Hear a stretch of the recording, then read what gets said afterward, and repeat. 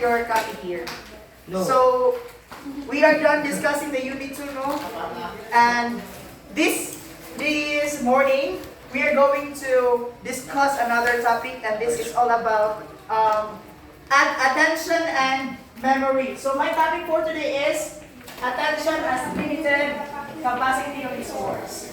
So, from the title itself, we can get a definition of attention. So, let's not make this further na. Let's have the definition of attention. So, what is attention? Stop! Perfect ka dyan. Everyone read down. Sino ba dyan? Attention. So, attention is refers to characteristics associated with consciousness, awareness, and cognitive effort. And as they relate to the performance of skills with particular reference to the limitations associated with those characteristics on the simultaneous performance of multiple skills and detection of relevant information in the performance environment. So later on, you will know how this attention relates to motor skills nga atong ginabuhat, especially nga we are engaging into team sports. So, attention, from the word itself, attention. So, monis niya ang mga responses na imuhang buhaton in a specific motor skill. For example, you are driving a car. You are driving a car, and then, ang imong attention is mabahin sa mga following. Number 1, street lights. No, okay, while driving, you are, matanggal din ka sa street lights. Next! Naimanawag sa inyo ang cellphone. Traffic light. No, tawag. So, imo answer ron. Another attention na po nang imong i-cater is ang imong passenger. No, what if naipangutana, nakikistorya, o nagsibag na dito. So, mabahin ang imong attention. So, it could be in a negative or a positive one. Okay, there are persons na very multitasker. There are also person na focus lang yun siya sa Goal. focus lang sa for the goal. For the goal. Yes. So here we have a multitask performance. Uy, kalma na siya. Ganahan dito sa pink ni mo nga kuan. Multi-performance, when we simultaneously perform multiple tasks. On the word itself, multitask. So there are different lot of tasks that you are doing. Driving a car, listening to a CD or music, and talking with the passenger. And we sometimes experience no difficulties in performing all the tasks, but we sometimes cannot do all the tasks as we would like. No? Yes, we can cater all of them. Magpapaminaw ng music, we can interact with our passengers, we can interact the one that is calling, kanang nanawag sa imuha, we can do that. But, we cannot do that all the tasks at the same time. Kanang ma-focus ginawa. Yes. Kanang na-adjust time for a specific task or Yes. or tagal. I think you can you still, will, Ayaw lang, tumaan na lang ko. I think you can still do other tasks pero you're not that focused. Yes. So, ang imong meaning, ang focus is mabahin. No, mabahin siya. Wala din siya ka ng direct focus dito sa usa ka butas. Yes, You divided. are doing multitask. Okay. Kimberly. Okay, next! What? Oy, ako! There are different theories of attention. No? And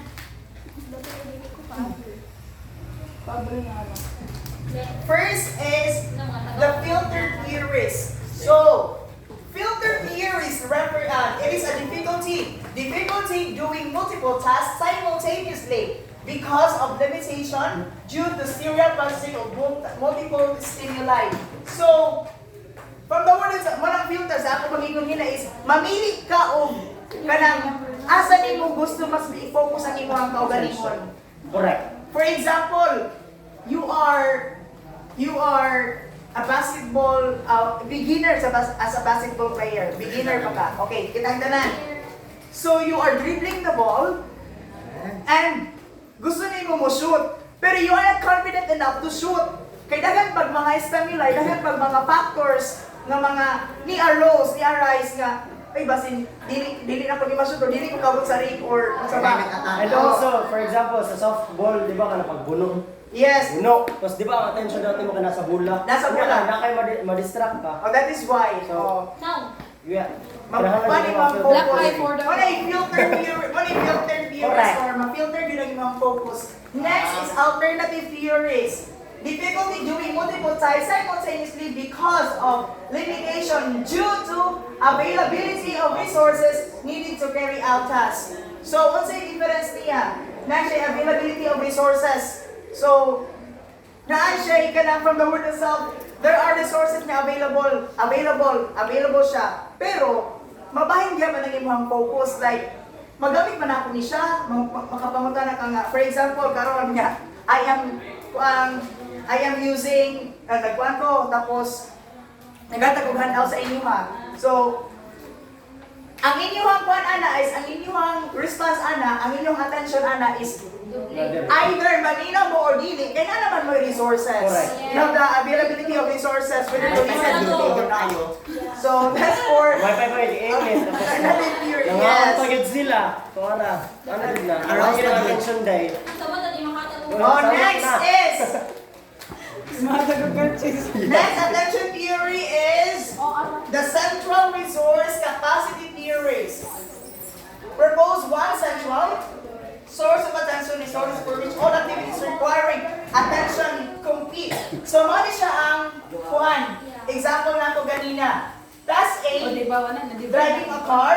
Ang task B is talking to a passenger. Ang galing flexible capacity, muna siya mga possible pa na mga mahitabo, possible task pa nga, pwede din mo mga acquire. So, pero sunod na siya sa circle. Sunod na po siya sa environment mo. Like for example, ang task C mo dali kay nagbuan ka sa street lights. No. Nagun sa Tapos ang nagun sa traffic ka na light. nag-observe, you are Watching. watching or sa mga nag-read na. Looking at Oh, the- looking at the street lights. Next! Oh, and pwede po ang task D. Ang task D kay nainikalit og labay nga tao nga supposedly nga bawal. So wala ko nga break ka. Budol ka magid dog. So that is for the central resource capacity theory. Now, let's move on to the next theory. Move on. Kahneman's attention theory. Beginning. Kahneman's attention theory equates attention with cognitive effort. Propose flexible attention capacity limits. So, kanang in every task nga atong buhaton, naalay gyud tay limitation sa mga sa ato ang attention, sa ato ang response on that task. So, for example, karon, you are sitting down.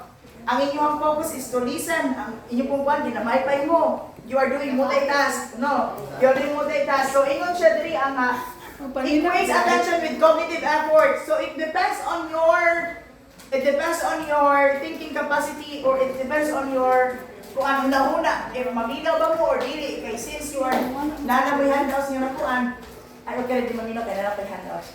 So, mabahin ang inyong attention. Grabe na sono. So, mali ang kuan. Woo! Kumon na like ka duy. This is the attention theory. Honestly, I really don't understand what you're working. Pero at least, kanang you understand the key concept of this attention kuan. Nag-reply si ma'am. At least sosyalera kayo nagkatanan sa app, di ba? Yes. Attention theory. Arousal level, mali siyang arousal level, the factor that influences the amount of attention capacity for a specific performance situation. So, mao ni siya nga, mo na-implement siya kung how you are going to respond to a specific kuan, task. So, another example, si Joy eating as well as listening. So, ang arousal ana is unsa ma percentage attention man amount percentage niya iyang ihatag sa kuha sa iyang pagpaminaw while eating.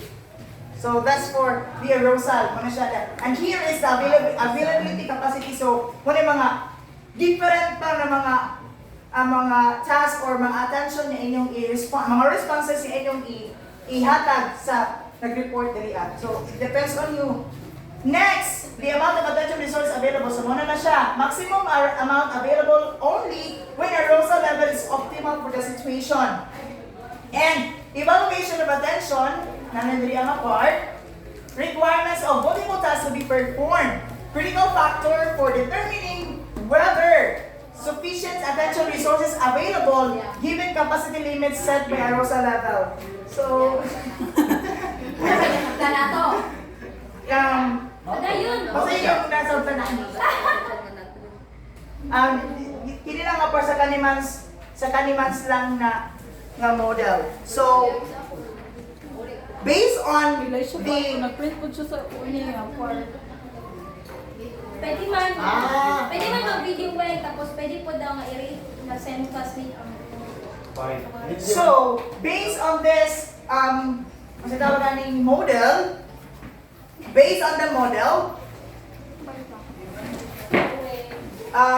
it depicts the various conditions that influence the amount of available resources and how a person will allocate these resources. So, may mga available resources, mga available capacity, and how the person allocate or how the person caters, how the person reacts, or how the person respond to the attention to this available capacity within the performance nga buhaton ninyo nato. yes. And so, muna na siya. More specifically, a person's attention capacity will increase or decrease according to his or her arousal level, depending on the amount of attention or the amount of attention you allocate yourself. Kung unsa gyud ang inyong hatagan og mas priority. Unsa gani na arousal level? Unsa gani arousal? Kuan kanang amount of attention capacity nga imong ihatag sa specific task. For Okay. example, magkuan siya mga percentage nga ay maminaw ko kadali lang ko maminaw. Well, having my phone ana ba? Kuna siya arousal level sa kuan Effective ba na mas siya when it comes to dulak pa? Yes, effective. Yes, Jay. Murag effective especially sa basketball. Kasi mostly sa tanang sports kaning attention period yun. Yes. For example, kanang volleyball, ang imong attention is kamo ang receiver. Ang imong attention is nasa bola. Nasa bola ang imong attention. Pero napagiginaw na nga unsa may among bagong niya para makuan, ma-receive ang ball or unsay among buhaton nga para kanang ang points mailaha. Like you are thinking of a strategy as well as you are thinking kung asa padulong ang bola or you are thinking kung mapadulong ba sa imong bola. Daghang kay mga possible mga stimuli on how you're going to respond, how you're going to respond to a specific performance. Muna siya sa arousal level. Next is there are 3 rules.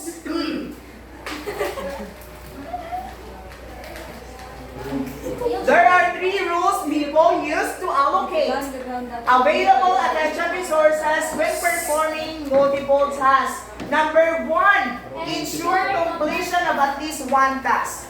So you will know that there are a lot dili atang aside nga there are natay mga daghan na mga available attention or responses nga inyong mabuhat, pero at least ang rule is you can at least complete one task. So pagpaminaw is one way. Another pagpamaybay while listening is another one. Next, during dispositions, and the last is momentary intention. So Proceed. Sa root to panalo. okay, the second rule, ang ganing third rule, this phrase means that a person allocates attention in a situation according to his or her specific intention. Sometimes, these intentions are self-directed, which means the person has personally decided to direct attention to a certain aspect of the situation. For example, ang attention is, we are discussing here, ang imong momentary intention here is to focus lang yun ka sa pagpaminaw without doing anything. Muna siya ang sa third group. And during this position sa rule 2, enduring meaning you can even though there are a lot of distractions, there are a lot of stimuli, but at least you are continuously listening, you are continuously responding to the attention. So, Yes! igang tayo. Yes! Okay, next, the multiple resource theories. Mabuhi yung ka na bagong anak doon nga. Kuan ba? Manok. Tuwag ng kumito. Or magpritong ito. Multiple resource theories provides an alternative to theories propose a central resource pool of attention resources. Contends we have several attention mechanisms with limited resources. So, ang theory speaks itself nga each individual has a different resources, has a lot of attention mechanisms on how you are going to respond to a specific task, no? So, for example, si Sophia na maypay, kunya si Jane na maypay while doing cellphone, while o si Hannah Dolera sad. So, muna dapat na yung mga attention, no? And that is called the multiple resource theories. Okay, I am happy na man. Yes! Continuation of the multiple resource theories. This is proposed by Wickens, 1980 to 1992. Proposed 3 sources for processing information from the word itself. When you respond to a specific task, there is always a processing of the information. And mao ni ang iyang sources. The first is the input and the output modalities. For example, I am discussing here, and the input is you are going to listen. That is your response. And the output is maka-learn ka, kaya naminaw man ka. You direct yourself to listen sa reporter. Next is stages of information in processing. So there are a lot of stages in information processing. There is a receiver, the sender, the message, the medium na gigamit, tapos the receiver, the receiver niya gi-decode and then respond the feedback. So that is the stages of information processing and the codes of processing information. So balik-balik ka na siya diraan ng mga area. Yes! For the video, for the go. Next is, there are procedures for assessing attention demands. So here are the procedures. Number 1, dual task procedure determine the attention demands and characteristics of the simultaneous performance of 2 different tasks. So, dual task procedure. Listening and panning. Panning. What is it? Panning. Listening and panning. That's a dual procedure. What a nice reporting. Primary task is the task of the interest. So I will okay. Dual task procedure. The general purpose of experiments using this technique is to determine the attention demands and characteristics of the simultaneous performance of 2 different tasks. Researchers typically determine the attention demands of one of the 2 tasks by noting the degree of interference caused on that task while it is performed simultaneously with another task. And muna ito yung itawag nga secondary task na siya. So you are giving more amounts of attention or response sa pagpaminaw than ang imong secondary task ana is muna tong pagpamaypay. Okay, you are giving lesser amount. Next, The primary task in the dual task procedure is typically the task of interest, whose performance experimenters are observing in order to assess its attention demands. Depending on the purpose of the experiment, the performer may or may not need to maintain consistent primary task performance. Okay, of course, ang inyong primary task here is to listen, but you may or may not endure or kanang magpadayon ng inyong pagpaminaw because you are doing something. You are doing a secondary task. Okay? So, habit na good? Yes, go, let's go. We have here a focusing attention. Focusing attention. Attentional focus, directing attention to specific characteristics in a performance environment or action preparation activity. And green indicates focus to be broad or narrow. So, ang title, focusing attention, it could be a specific, it could be it could be broad or narrow, like maminaw lang ka. That's it. That's a broader attention. Kay iwan yung sagad ang pagpaminaw. Without doing anything, malagising ito kadira ba yun sa kadira. That is a focusing attention. Or broad or narrow, meaning napakailan yung pambuhat dira well, aside from listening. Napangibat o like funning o playing video games. Sleeping, pwede, and eating, and also not attending the class. Word of the day, funny. Funny. Word of the day, funny. Funny. Okay, next is, padayon niya kami siya. We have here, direction indicates attention of focus to be external or internal. It depends on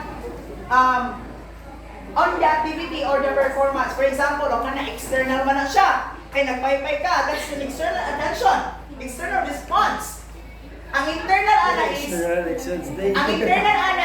internal factor is, either you're just, nagtanong naman sa ako without listening. That's for internal. That is an internal factor. Internal! Pero makasabot. Ha? Example. Oh, man, but I really don't understand my topic well. Next, attention switching can occur to achieve successful performance and can have advantages and disadvantages depending on the activities, of course. For example, you're playing basketball. Hindi mo naman switching man daw. It could be a successful, it could give you an advantage or disadvantage. For example, the situation of the Lara. During our playoffs, during our tune-out. No. Ang iyang pa na to is, nag-dribble mo siyang ball. And then si Joshua is, keep on distracting her. So, ang kuha ni Lara ato is, ang iyang switch ato is, mag-dribble lang. Ang pag-switch niya sa attention is to shoot the ball. Without knowing it could give her the successful one or dili. But, luckily, it was a successful shot. So, Lara got the point. So, wala siya ang focusing attention. Kaya iyang attention natin is to dribble. There are external stimuli, which is Joshua. Pero iyang yung tayo mag-shoot. Kaya mo nagkaroon naman siya, nag-switch sa attention, which is to shoot without any preparation pa kayo. You didn't need to shoot. So that's for the focusing attention. And for the last one is attention and automaticity. Uy, pagka share lang na ko ha, katugan niya akong i-share sa inyong habit loop. If namoy i-form nga habit or namoy gusto nga makuha na sa ma-form nga nga habit, in order nga makuha to siya nga habit is kailangan nimo siya balik-balikon para makuha niyo ang automaticity. Dili na kailangan consciously nga magbuhat na sa kuan ni. Kuha na siya kanang automatic man siya kuan. O kana. So, attention and automaticity indicates that a person performs a skill or engages in a certain information processing activities without requiring attention resources. So, tayo ni kanina nga, if you are habitually doing it, no? you really, dili na di mo kinahanglan attention. Dili kailang conscious ning ang Oh yes. siya. Kaya kamaro naman ka kung say buhaton nimo. For example, kanang imong sleeping pattern. For me, 8 p.m. Wala gid katulog mo na gid ko anak ni. Wala yung cue. Wala yung cue. Yes. 8 p.m. na katulog mo na gid ko anak. Kanang wala din ako magunaw na nga. Kuan nga ay 8 p.m. na katulog mo na ko. So, mukha na sa imong sa imong body nga pagkato na nga katulog na gid ka. That is number 1. Number 2, practice plays a role with this concept. So practice, you really kanang wag na ka nag-discuss dito ganina no about sa kuan nga. Kuan sa to? Oh, you're practicing it. Practice. For example nga, Dulera. Example Dulera. Sige, practice ka lang kuan. Just yung kalaban. Sige siya kuan kanang Yadlok nga, distract kapatid na. niya nga, kung ito siya, makashoot ka per lane. Yadlok ba? Next is however, attention is given to parts of a routine that is considered difficult. Attention is given to parts of a routine that is considered difficult. Okay, when it is difficult, you really pay attention. Yes. When the topic is difficult, you really need to study. If you study, you don't understand. If you don't understand, you fail. If you fail, You die. you cannot graduate. If you cannot graduate, you cannot work. If you cannot graduate, you you cannot will die. eat. If you cannot eat, you'll die. That's for environment and automaticity. Correct. So, in other words, my dear friends, present. In other words, my dear classmates, attention as a limited capacity resource refers lagi na siya sa mga responses nato on a specific performance nga itong gibuhat. It's either we self-directed, I mean, we focus on a certain attention, on a certain response nga atong buhaton, or we tend to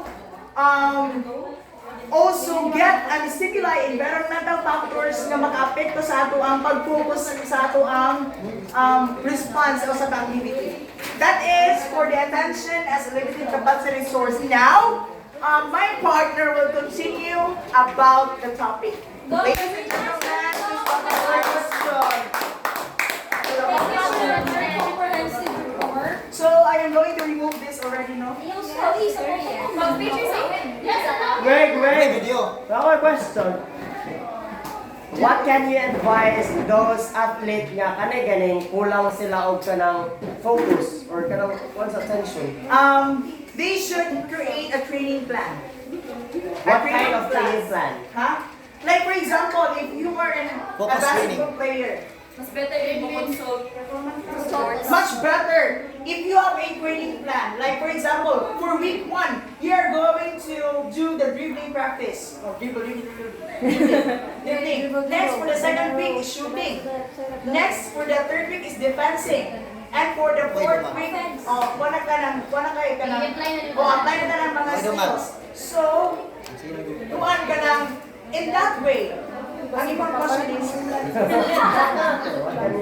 bago nga, mag-create a training program in order for them nga, kuhaan, mahatag ko nila nilang attention or focus in performing a skill or activity. Yes, Josh? Actually, kanang, for example, ang atong need is attention or focus or balance. Kana siya specific training for that. For example, kana bitang tikitingan mo kanang skating, di ba? Bisa unsa yung tuyok di malipong makalanding gihapon sila. Nara specific training gihapon ana nila. So para sa imong ingon nga kanang attention nimo, nara apo na specific training for that. For example nga, kaning ang training is shoot nimo kailangan ma-shoot yun na nimo tanan nga. Lahi na pud nga session ana. So na siya specific nga training. Mura. Yes, I hope you understand. Bisan magkamay lang din nila sa time, pero at least you understand something. Thank you. Brad, yes Brad. Brad. Ayun ako, wait! Ayan ako. Wait! Busy. Manapin ko. Sorry. Wait nga, no?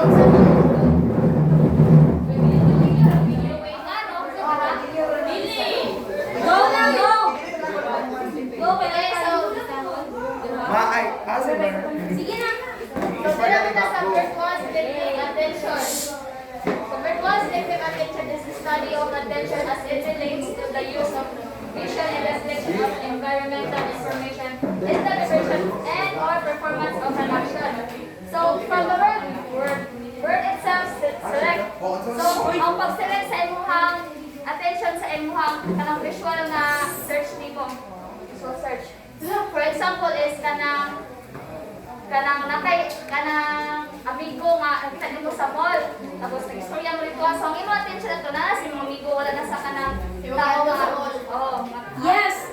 Mga tao sa mall, magpituan. Kamu na doon ang manwala. And then, sila magkika. So, visual search code is the process of directing visual attention to locate relevant information or cues in the environment. So, locate. Kanang prasa lang, ngita ka, kuan.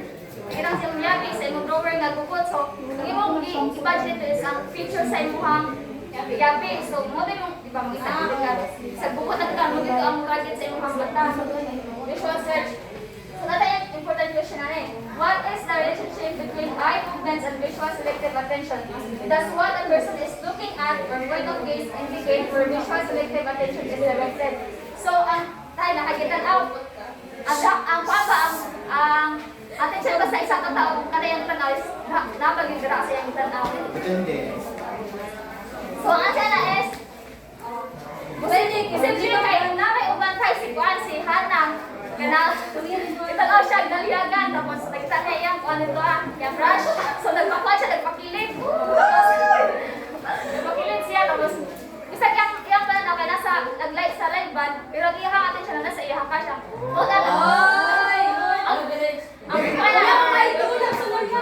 Really? Muna naka 3 points. Ang iyong attention, narito ka sa iyong crush. Natawagalize ang kanang peripheral vision ninyo. So, upuan mo siya kanang dili po posible nga ma-shape ang iyong attention na dili ka mutanawana. Example, katong si Sherwin, nagkuhan siya diriya, nag-report. So, nagtanaw mo, tapos ikaw nag-inig ang cellphone sa kuhan dira. Hindi, ang imong attention, kumukuhan, mag-transfer sa katong itingog. Correct. So, mauto siya. So, how we select visual cues? Gesture. How we select visual cues?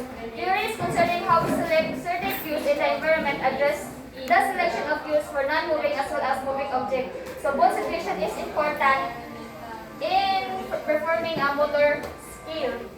So, natay visual search and intended action, an active search for regulatory conditions based on action goals. So this means that the performer looks for specific use in the performance environment that will enable him or her to achieve a specific action goal.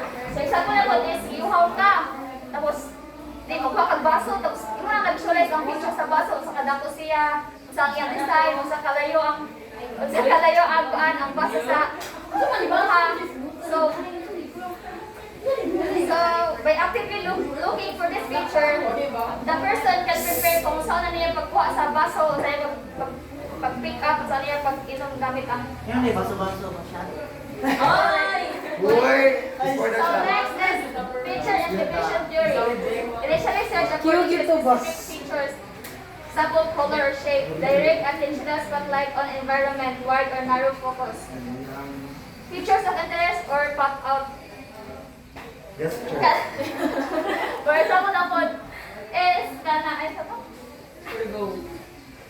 theories that explains how an individual combines pieces of observable information about an object in order to form a complete perception of the object. This theory indicates that during visual search, we initially group stimuli together according to their unique features, such as color or shape.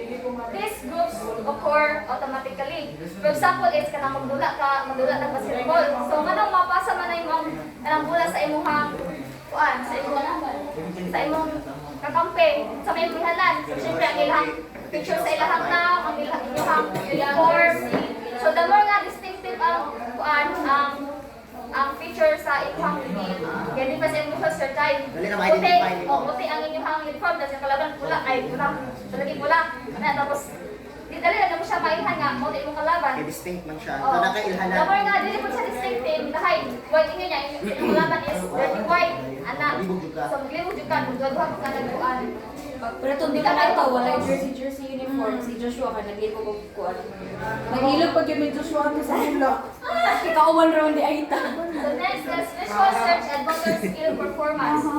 Visual search picks up cues that influence three aspects of action or motor skill performance.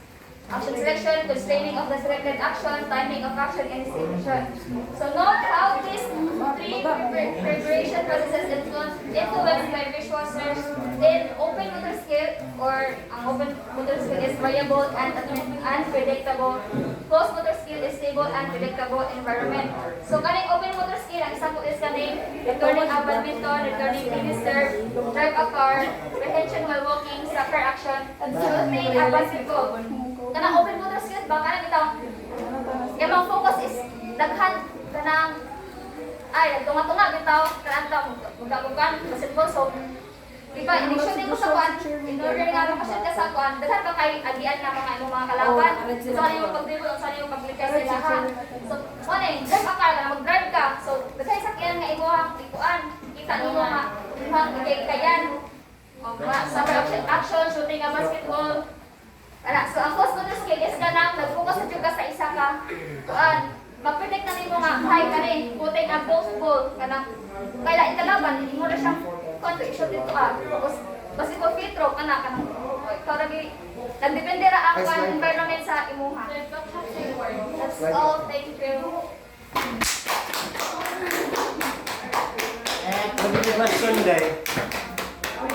Dapat question. Di ba kanay? Di ba? Dancer mo kita tanan dili no. Dancer mo kita. Dili oy. Or mga singer or mga performer, butang performer. Nganong every time nga mo perform ka kay kanang imong vision kay mawa kanang wala ka makita mo. Ay nami Kuan makita. sa kakul ba? Oh, lack of oxygen then during performance. Kung anak ka o Napod ko yung ikaay. O sige, add on by Joshua Padilla. Go. Kanang sa pagkanang ato ko ni mga kanang malipong, something like that. Mawala. So, may tendency na malipong ka, either nalipong ka, either na Lack na na sa oxygen. o na-oxygenize imong kuan. Oxygen. Sa isa ko yung factor ana kay every time mag-perform ka malip for example, mga tuyok labi sa imo lang dance sports, na tuyok. Kani sa atong dungan is na may liquid diri nga kuan, na liquid nga kanang contain sa atong dungan. O so once nga kanang makuha na siya, mauyog, so atong brain is kuan, ma-confuse. O mo nang matuyok ta. So importante ang dungan yang liquid yang nag-contain, mo na siya for stabilizer. So mo isa ko naka-factor nganong malipong isa ka performer. Thank you. next na Dolera. Gopag agi dolera oy. Correct, very big. Ayun man ang galak for the documentation. Sino yung director? May bila ka man paper mo Dolera. Ay mag-vote sa ako, ilay nagsilahan. Kasi mawan ko pa. Mayan ko lang. Pero nindutay siya gagi. Why gan? Sa white na lang mo sa tawag na kanila na. Tuloy. Verbs, di para sa tunga verbs. Nagira. Di na makita sa camera verbs. Hindi lumili ka, isa picture. Yan sa ano. Diyan sa white. Ana, flex. Kita mo yan. Guwapo ka. Nanay na mga 3 points dito to gamit. Oh, bantog ra. 3 points nito gagi.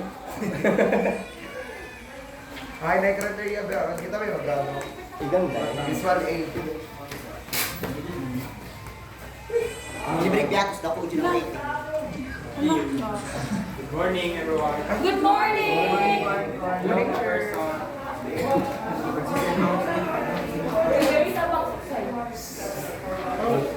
For the issue ha.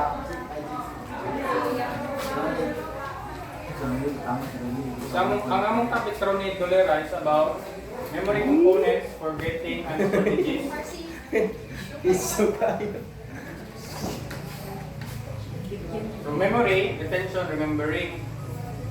Diretso na sa long-term memory. Long-term memory, storage of information over an extended period of time. Mas may, kini siya, pwede sa days lang, pwede over decades. Wala, lifetime. Pwede forever. It's gonna be there. Factors that can influence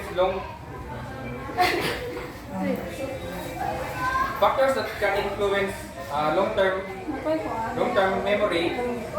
First, the way memory has encoded. If you were very alert, when you had the experience, then the memory will probably be a lot more vivid.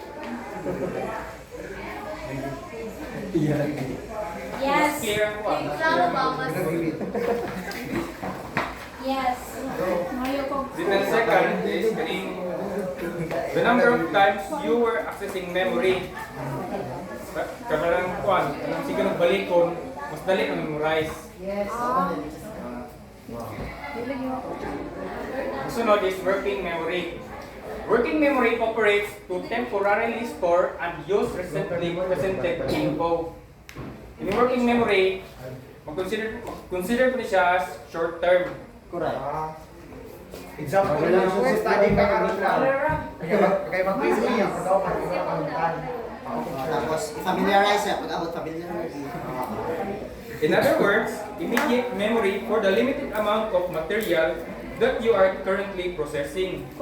Example lang ka ng kuan, mumutan na ka sa kuan, mumutan na ka kung asa dapit ang balay ng Joshua while remembering the exact address. Yes. Ang agianan. So, ang sabat mo sabat ato ana. Remembering ang lugar nila dyan. Very nice. Grabe memory.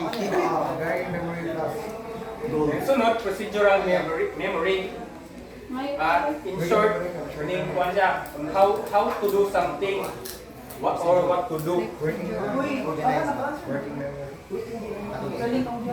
Sometimes, The memory system is in charge of encoding storage, retrieval of procedures. Essentially, it is the memory of how to do certain things like riding a bike or cooking. Procedural by step by step. Like sa May process. Next is episodic, a semantic memory, representing states of the world that are not perceptually present. The semantic memory, the capacity to recall words, concepts, or numbers, is essential for the use and understanding language.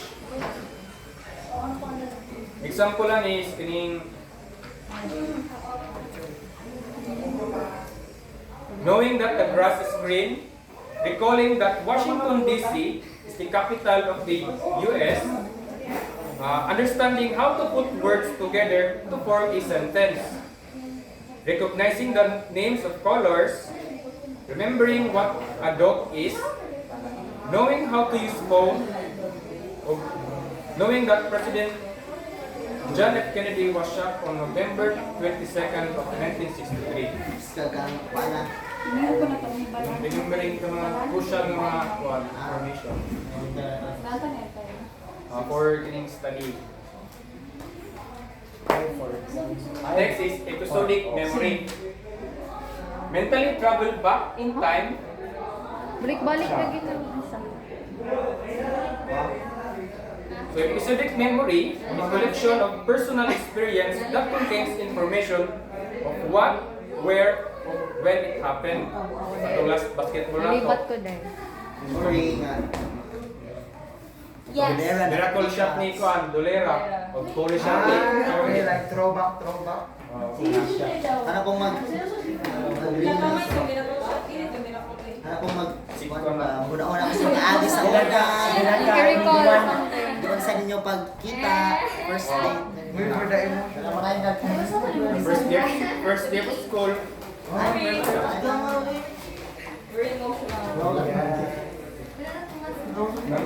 Next is procedural knowledge. Knowledge about how to do something. When Kini sa knowledge, mo ni kuan pag-execute na nimo sa knowledge of Gaya na paggamit. Gaya pa mo na karon Execute ng paggamit.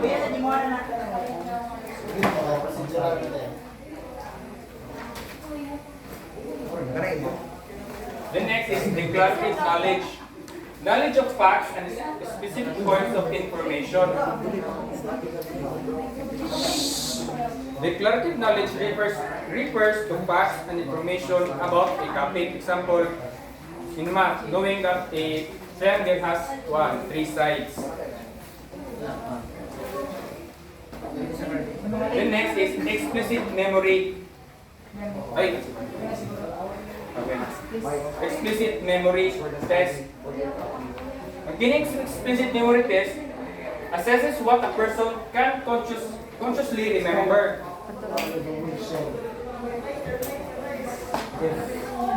Concerning explicit memory test, like Pero nag-disgrasya siguro. Like, pumunta ng...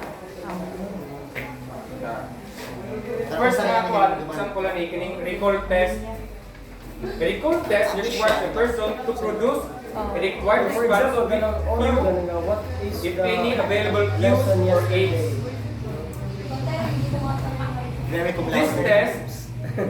This test asks the person to recall information that has been presented in the verbal domain. This test typically takes the form of essay or fill in the blank test. For example, a recall test could ask name of bones in the hand. Braso oral.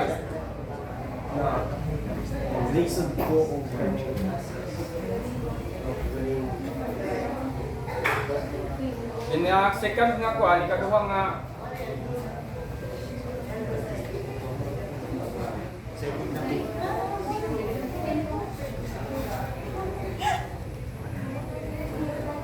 ikaduha nga test, kining recognition test.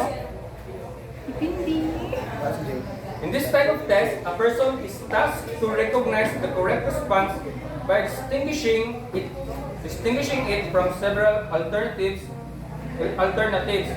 In the verbal domain, multiple choice or matching tests are examples of recognition tests. Example, which of these is a bone of the hand? You are then given 4 alternative answers which to choose. O siya, itong multiple choice or katong matching type A o B.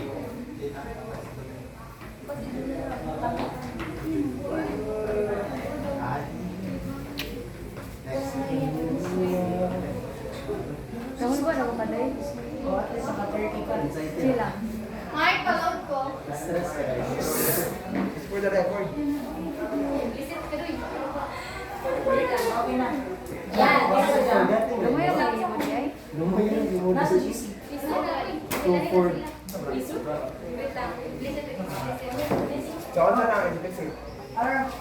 Information support. Kining implicit, Information stored in memory, but is stored in a way that they have difficulty accessing that information so that they can respond correctly on the memory.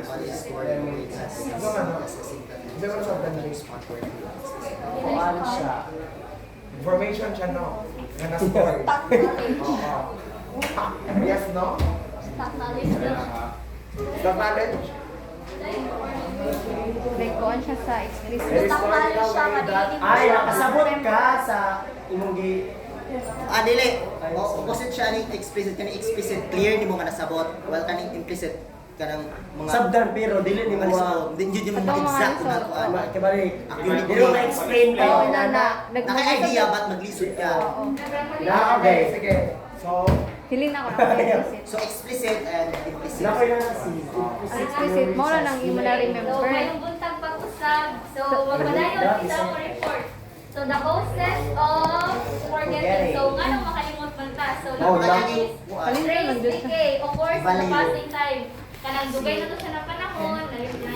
Nalagdanas. Lalaki bag ko. example. Mga leksyon sa elementary. Di ba na-remember ta na? Proactive in terms of difference. Cause of forgetting because of activity that occurs prior to the presentation of information to be remembered. So kabantay mo kanang pageant, di ba? Mas mauna ang talent o kanang production number, wala una, kanang production number, mas talent.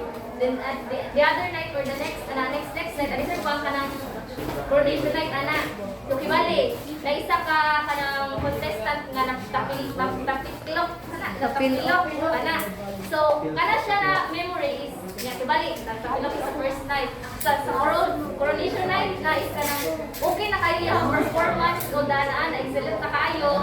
So, ang judges is makalimtan na kung nila kung natapilok siya kay Tungkol sa kanang highlight niya nga. Oo, na-highlight naman, mas maayo pa siya ka. Ana. Tungkol sa Kaya mga naman may, na siya, pwede pa siya, hala siya doon natapilok, maayo dahil siya. Oo, gali. So, the example is kaya po, itabi. Kaya po, kanang past relationship, Okay? tapos nasakitan kapag ayaw, tapos iba na niabot nga. naglinta na tayo mo mga kasakit ka na Oo, ibang hindi ko. na, balitan na to ni mo, kaya natin Dili, hindi ko, palipay sa ano imo sa ha. sakit. Next, retroactive interference, cause of forgetting because of activity occurring during the retention interval. So, example na is kanang katong ipa-memorize, ay ipang-sitaw ka na, ni Ma'am Darang sa tong international dance steps. Diba, sunod-sunod to siya. Diba, huwag na kayo malimtan na kanang lahi, diba? Kung mag-memorize na jud kanang step ka to jud 1 to 36 ba to. Diba, huwag na kayo malimtan, jump ka into another number, ano galit. Kaya ano pasabot na yung retroactive interference. Pero pag dahil mo anan si mga kana ang sunod, so return na ka ha. So, kung sa'yo ka lang yan sa proactive o retroactive. Gusto mo po mo uy. Wait for the clarification. Ay, oo, sige. So, Ay, kasabot na tayo. Tama na, gets na. That's nyo guys. yes. That's nyo mga. Yes. Na during ang isa is prior. When also tong current.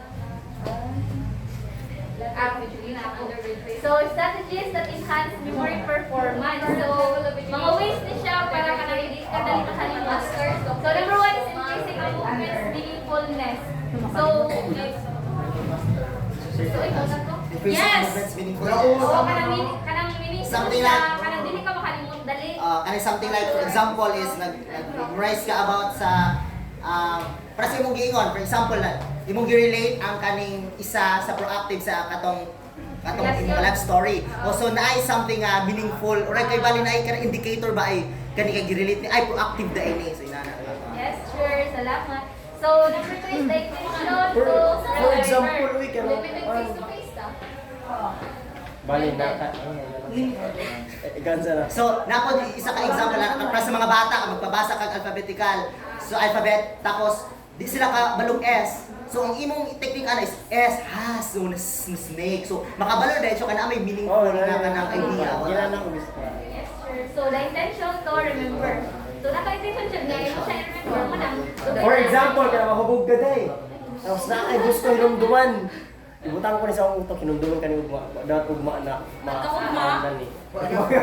Wala na gyapon. Mag-augma, okay na.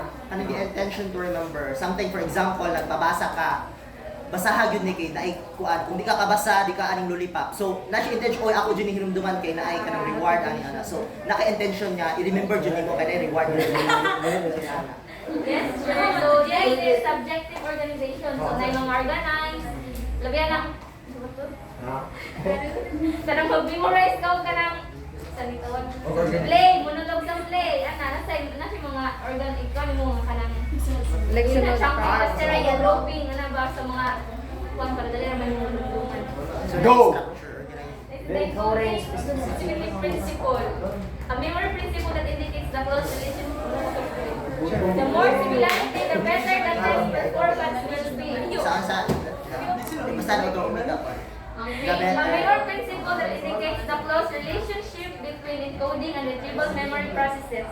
It states the memory test performance is directly related to the amount of similarity between the practice and the test context. The more the similarity, the better the test performance will be. Yes. So that concludes our report. Thank you. Yeah. Example sa kanang makamemorize ka is the relationship sa test o sa kanang imong guno. For example, amo sa yung hinumduman atong basketball. So i-test nimo, nagkunsa man si Dolera. So naka-3 points siya. So naay relation kung moingon ka nagkunsa man si Cornelio, ya way apil si Cornelio ato. So walay relation so dito ka kadumdum kay walay relationship. For example, exam nga nagpa-pretest si mom pero final exam ko. Uy, very bisid ka ayo. Very true. Ay, Magpapagawa kami na gabi. Kaya natawa si teacher. So dapat na ay relationship ang imong gi-test ug imong gitadumdum. It's for the pasikat. Correct. This is to you. Dok, bawa pa siyang kuanday.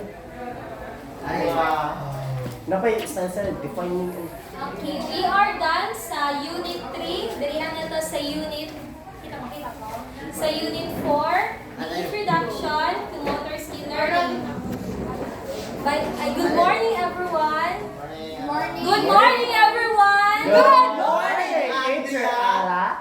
Okay, dirihan na sa Chapter 11, the defining and assessing learning. So the key concept of this topic is people who assess learning must make inferences from observing performance during practice and test. So diri nga topic atong may isgutan ang kalahian sa performance ug sa learning. May isgutan pud nato ang 6 common general performance characteristics, the several methods how to assess the learning, as well as the 2 reasons nganong naa may misrepresentation sa learning. So, number 1, introduction data.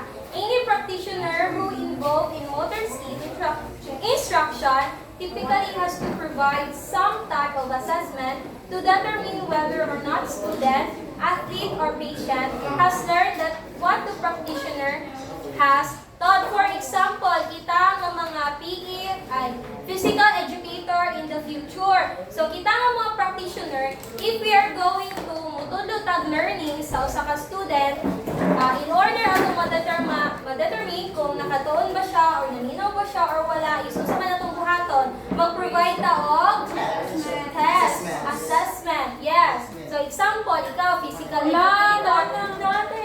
Salamat Lord. Physical educator. Sige na, so kita ay kitang physical educator. Ang ka, i-assign ka sa tennis unit. So inyong buhaton is tuluan naman yung students how to serve a ball. How to serve a ball. So you need to consider the following factors. Number 1 is that usahaw imong pagkahibalo nga imong student is nakatuon ba sa imong gitudo sa ilaha. Usahaw po imong pagkahibalo nga ang imong pagtulong nga pag-serve is ilaha yung natun-an o kung sa po imong evidences or ways that you can say nga during sa imong pag-observe sa iyang performance in serving the ball is pinaagi sa iyang natun-an or sa diyang tsampa ng iyang tarong mapag-serve. So here, in any discussion about the assessment of learning, we need to keep 2 important terms distinct. So we will define the performance and the learning, but they have differences. Number 1, performance, kindly read. The behavioral act of executing a skill at a specific time and situation. Okay, so simply put, na performance is a behavioral behavior. For example, nakita niyo mga tao nga naglakaw. So that is the performance. Nakita niyo siya nagtikang sa like. Nakita ko ninyo nga ato ko dire, na-observe ko ninyo, pag ko dire, naggunit ko dire, that is called performance. Wala na ang performance. Similarly, kung sa sports pa, as the person hit the ball sa baseball, There's performance. that is Performance. Yes, teacher. Pila sa iyong performance task? Yes. Ang TikTok, performance. So, ano na performance task di ay? Yes po. Learning on the other hand cannot be observed directly, but can only be inferred from characteristics of a person's performance. Kung si performance is observable, si learning is Changeable. Mayroon. Dili siya observable. Kaya ano naman, can only be inferred from characteristics of a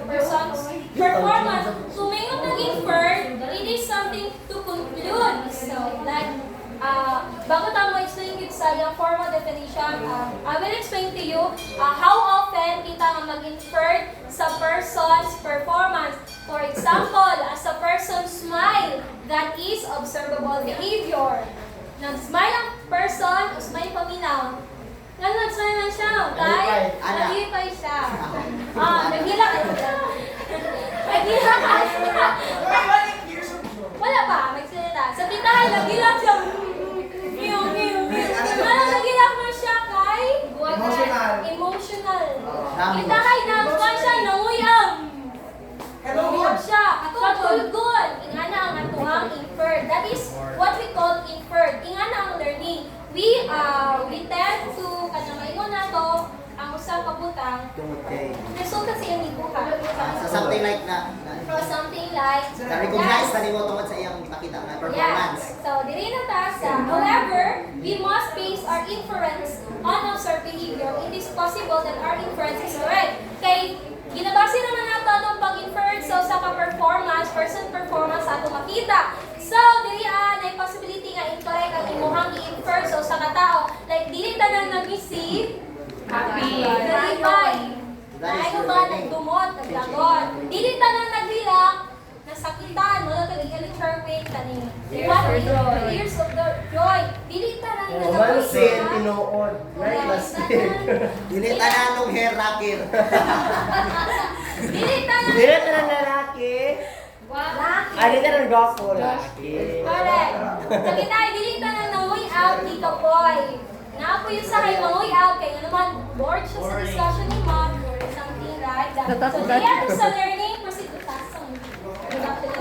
It is important to note from this definition that the person has increased his or her capability or potential to perform a skill. Whether or not the person actually performs the skill in a way that is consistent with the potential will depend the process of what are known as personal and performance variables. This includes factors that can affect a person's performance but not the degree of learning the person has achieved. For example, okay, so dira sa learning, take note, as a person nga atong gina-studan diriya is well equipped now, well skilled. So ito na ka sa usa ka motor skill, sa usa ka motor learning. So diriya sa learning, bisan pa man na ay mga changes sa iyang environment. For example, dili ka pa mawala yung skill. Example, ikaw swito ka sa boxing. Swito ka sa pag-basketball, sa perform anang specific motor learning, motor skill. Makumpare nimo ang tao nga mag-perform og basketball kung nga naay pamaol o sa walay pamaol. Ang tao nga naay pamaol, mas naay iyahang pag-perform. While ang tao nga dili pamaol is mas tarong iyahang performance. So, mo na siya very important to know. As I said earlier, there is possibility nga ma-incorrect ang atong i-inferred sa usa ka atong i-observe nga performance. That is why we also need to consider these 6 general performance characteristics of skill learning. So number 1 is improvement. So improvement is from the basics, progress, yes. From kanina time, mo pa yung skill nga kaya, and then pag-abot dire, mas lamang na ka. So mas improve ka compared Which is sa kinahanglan nato. Yes.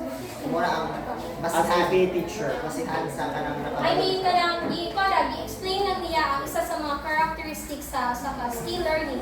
Dahil sa basketball, di pa makabalo mag-dribble, and then sa uling try, pagka-pila ka months, there is an improvement na. Correct. So that is the letter A sa general performance characteristics. Letter B is the consistency. Malayo pa niya. So, refers to the influence on skill performance of perturbations which are internal or external conditions. As learning progresses, performance becomes increasingly more consistent. This means that from one person's performance attempt to another, a person's performance characteristics should become similar. So, sa consistency, onsay consistency from this performance and imuhang gibuhat at this particular time, from the next day, the next day, dapat gi-maintain lang nimo ang imuhang skill. So, diri ato sa stability. Ay, isabta na ba? Isabta na siya. So, next is the stability. Refers to the influence of skill performance of perturbations, which are internal or external conditions that can disrupt performance. As learning progresses, performance stability increases. So, diri as stability, as you a person learn a specific motor skill or a learning, there are some perturbations na makadistract sa imuhang performance. The internal and external perturbations. Kung may internal, mo na siya like Within yourself. stress. Stress. So, especially as a person kita, hay, mga sa dance contest. Kay, di ba, na-practice ka, so perfect. Practice means perfect. So, ganyan. But during sa practice, if you are really under pressure, ikaw ma-perform more, mapektuhan din mo performance, so maguna mo ha. That is the internal perturbations na makadistract sa inyong performance. Marakang ma-distract kay na under pressure ka, like, mayo ko sila, something like that. So, next is the external perturbations. So, muna siya ang mga wind, ang nasa environment, ang nasa tubig, something like that. So, kung mag-perform ka, makadistract na siya sa performance. Itahay ako, masaya ko, mas ganahan kong ingani na surface, mas comfortable ko magsayaw. Compare sa batuhon, marakog matumba. Compare sa naay tubig, marakog maslide. Muna siya ang isa sa mga perturbations na makadisturb sa imuhang performance. However, if a person as a learning progresses, stability increases. So among those akong i-explain, the internal and external perturbations that can disrupt your performance, dili na ka madisturbo. Kaya nga maka-stability, bisa pa sa imong haton, perfect na gihapon ng imong pag-execute sa saka performance. Next is the asa na ta? Persistence. The persistence characteristics relates to the part of our definition of learning that specified that learning involves a relatively permanent improvement in performance. So, diriya sa persistence is kanimo, pare-pareho siya sa consistency. However, persistence is relatively permanent improvement. So, tibali mo na ito kung ginong-gina. Kung at this specific time is nag-improve na ka, diriya sa inyong improvement ng time, dapat, kung saan ka-improve ano na tayo, kung saan yung best from the best, kung ipa-perform na sa imo ha, anytime, next month, sunod na tuig, persistent ka sa imuhang performance. That is the performance. Persistence. Next is the adaptability. Something is different every time we perform a skill. Successful skill performance requires adaptability to change in personal tasks or environment characteristics. As a person progresses in learning skill, his or her capability to perform the skill successfully will his change circumstance also increase. So if a person has this adaptability as your learning progresses, there is a possibility, di ba, kay today mag-perform ko per meeting, dahil magsayaw ta o praise for 1 week. So sa first week, gana tayo, same stepping, same formations, everything is same place, same time, pag-practice.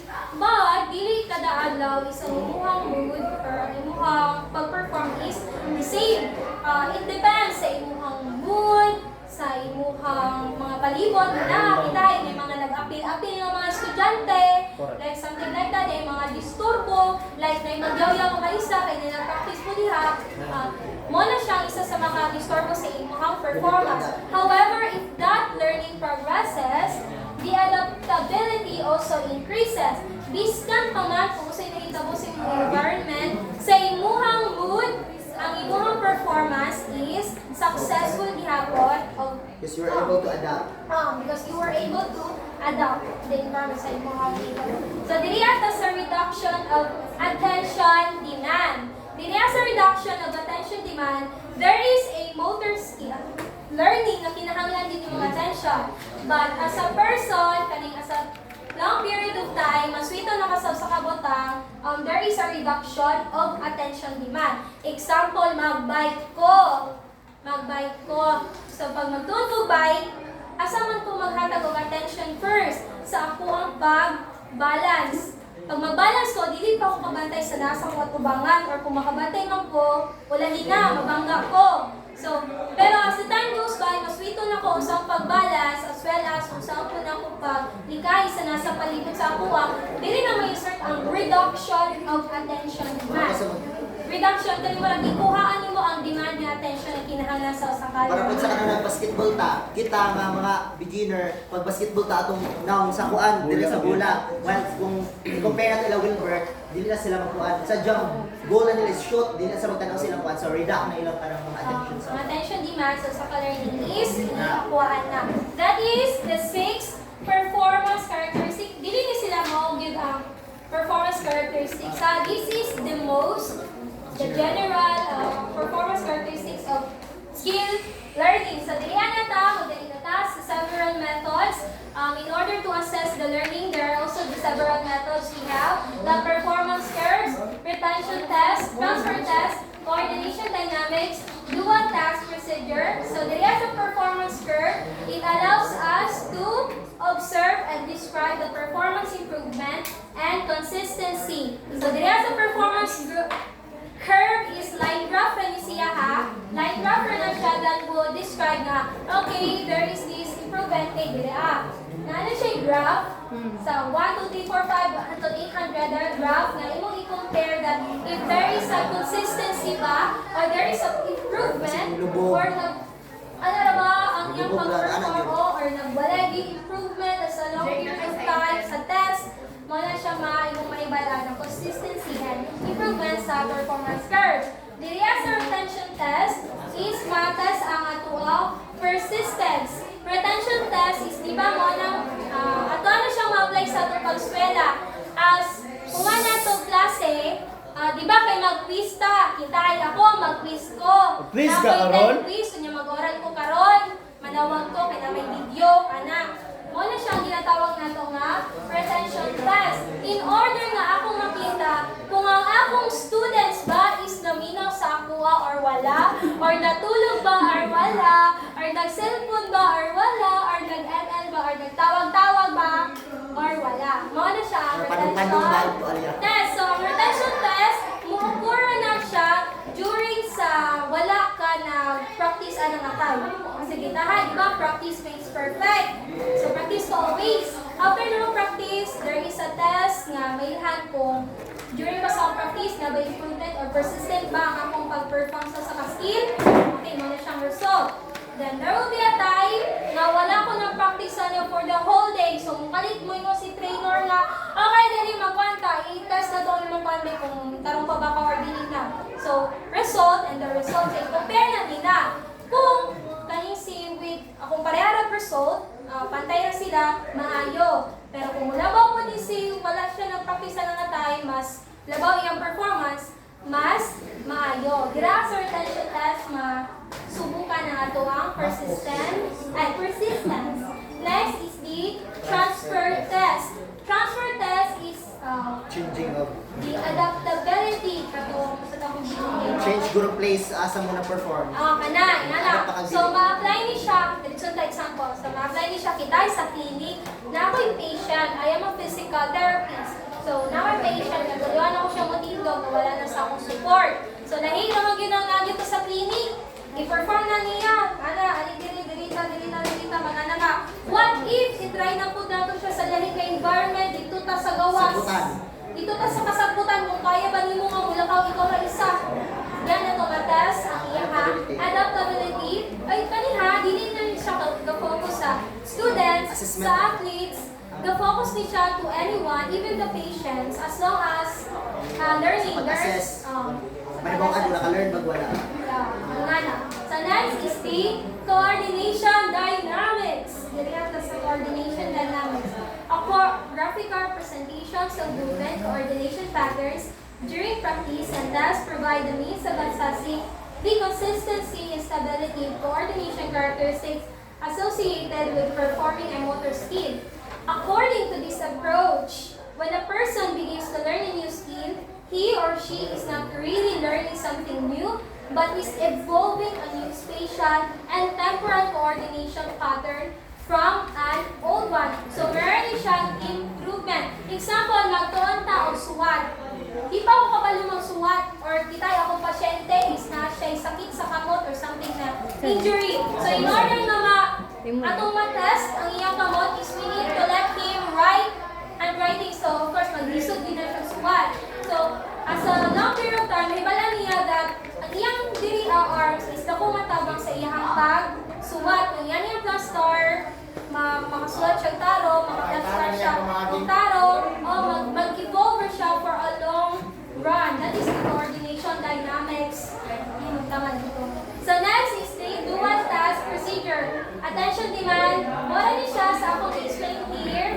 So dili na sila research na i-conduct, but mas more masabdan siya katong bite ng pag-iingat that the more na as the learning progresses, the reduction of attention demand also increases. The dual task procedure, dirihan na nato ma-test ang iyang attention demands. Kung kaya ba nimo, kung kitahay, even sa kanang pagtula og mobile games, ML, di ba, you are need to what? To maghatag ng attention sa different part. Mutanaw ka sa map, mutanaw ka sa imong kalaban, mutanaw ka sa imong skill nga, gano'n mo, something like that. So, diri sa dual task procedure, na amoy test, specific test ng buhaton, para makaingon yung ka during yung assessment. Okay, pasar ka, kaya nimo. Sino ha, na-test natin yung attention. Demands. Sabtan ba? Yeah. So, those are the several techniques, methods to assess the learning. So, wala ni siya ang iyang para sa persistence, mali siya nga-test. Ano lang siya. So, next is the practice performance may misrepresent learning. So, there are two. The practice performance may overestimate or underestimate learning. Last is the performance pledges. One way to an important reason for assessing learning on the basis of the types of tests and situation just described it that may be misleading to the base on inferences about learning solely of observed performance during practice. So number one is this. One way to overcome this problem is to use retention or transfer tests to assess learning.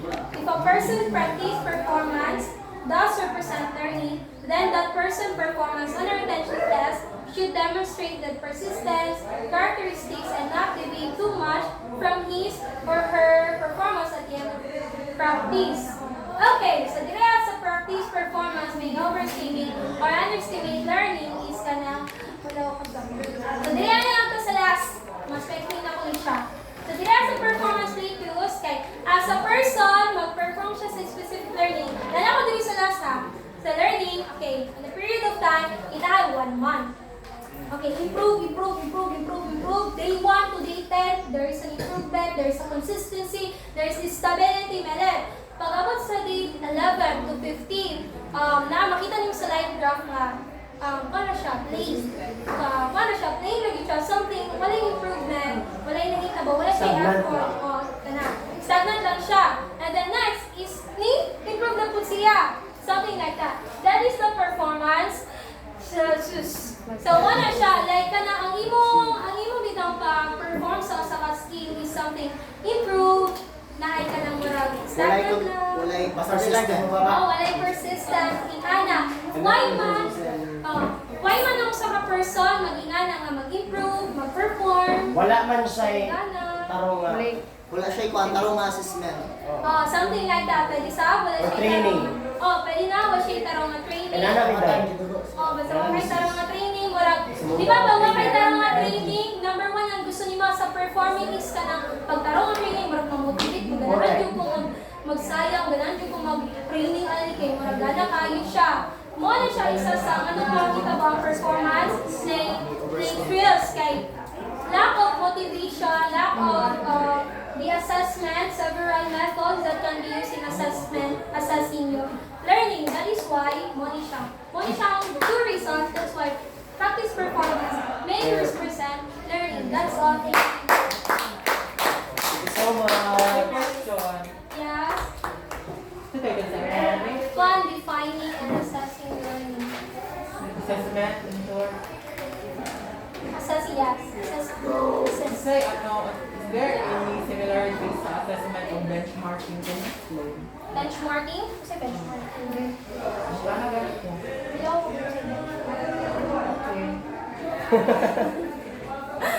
Benchmarking. Okay, benchmarking. What do you mean? Why did you come up with that idea? Day. Observe one. Ay! Wala akong sagot ha. Pero explain na lang. So, diriya sa akong topic, the key concept, as yung, anong na-explain mo ko ano tanan. So, dumduman na lang na ito ang key concept. If you as a practitioner, I am the educator, we need, in order to us to assess our learning, we need to do some test and assessment, of course. We can use this in order na ang atong